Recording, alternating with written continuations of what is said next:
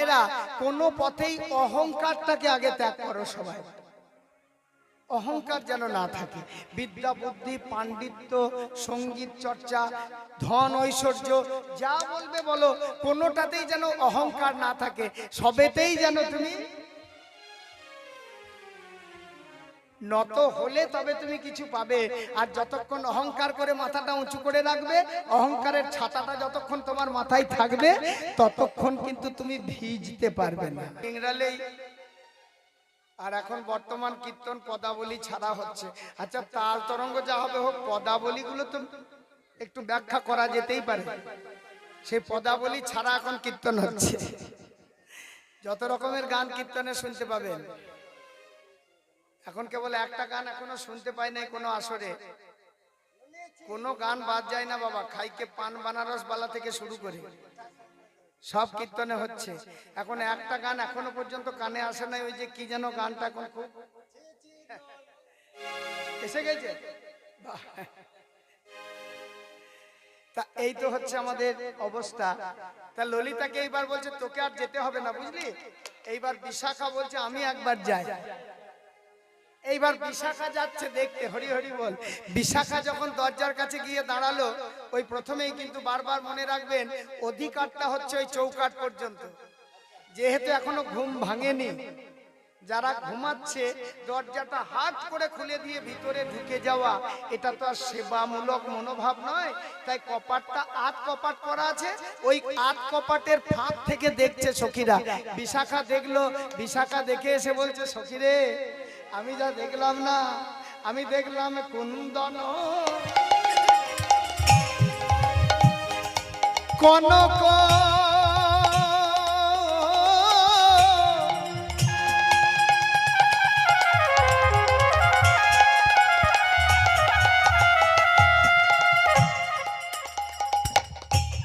জড়িত নীলমণি ও কুন্দন কনক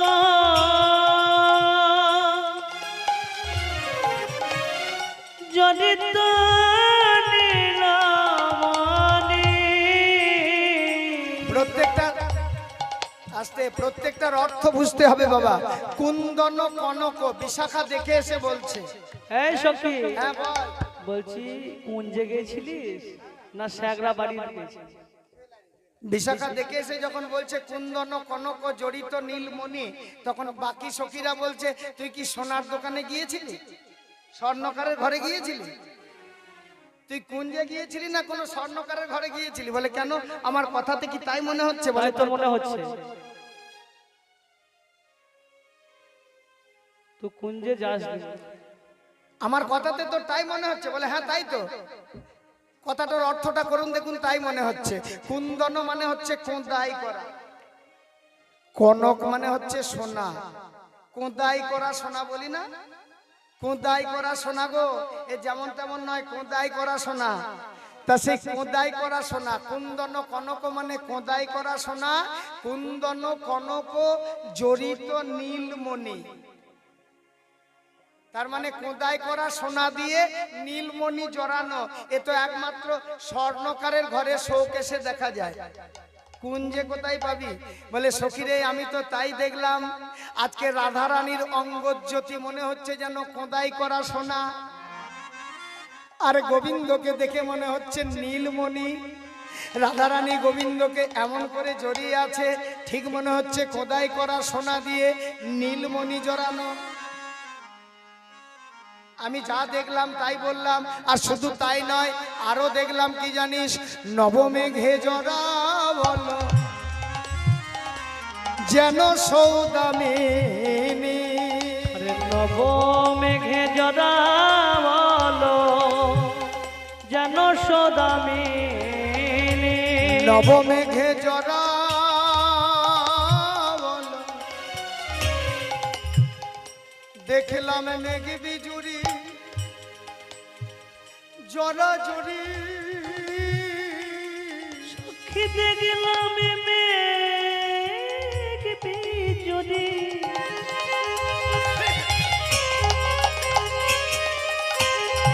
জড়া জড়ি।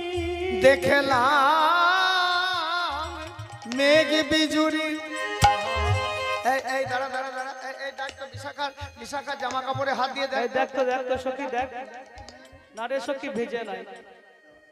সঙ্গে সঙ্গে বিশাখার কাপড় চোপড়ে হাত দিয়ে দেখছে, বলে তোর কই জামা কাপড় তো ভিজে নাই।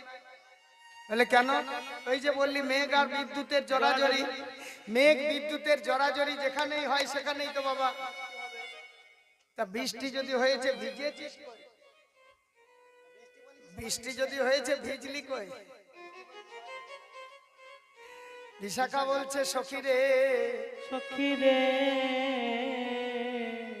এই বৃষ্টিতে তো সবাই ভেজে না। সবাই ভেজে।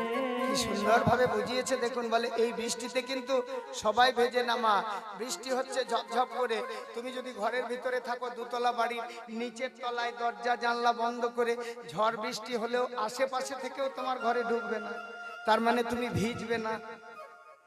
তাহলে বৃষ্টিতে যদি তোমাকে ভিজতে হয় বাবা, তাহলে কি করতে হবে বলো দেখি? বৃষ্টিতে ভিজতে গেলে তোমাকে আগে পথে নামতে হবে, তাই তো বাবা? পথে না নামলে বৃষ্টি হচ্ছে ঝমঝম ঝমঝম করে, তুমি যদি ঘরের ভিতরে থাকো তুমি ভিজবে কি করে? পথে নামবে, রাস্তায় বেরোবে, তবে তো ভিজবে। এ রাস্তা মানে, এ ঘর মানে আপনার ওই দোতলা ঘর নয়, আর এ রাস্তা মানে আপনাদের এই রাস্তা নয়।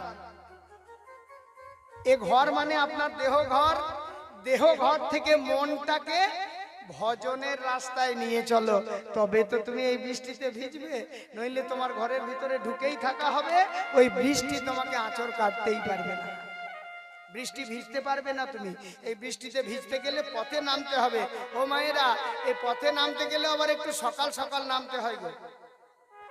আমার কথা নয়, বাংলার বিখ্যাত কবি লালন ফকির বলেছে, সকাল করিয়া পত্তি ধরিয়া যেবা চলে দ্রুত গতি, দিবসের শেষে অনায়াসে চলে যায় আপন বসতি।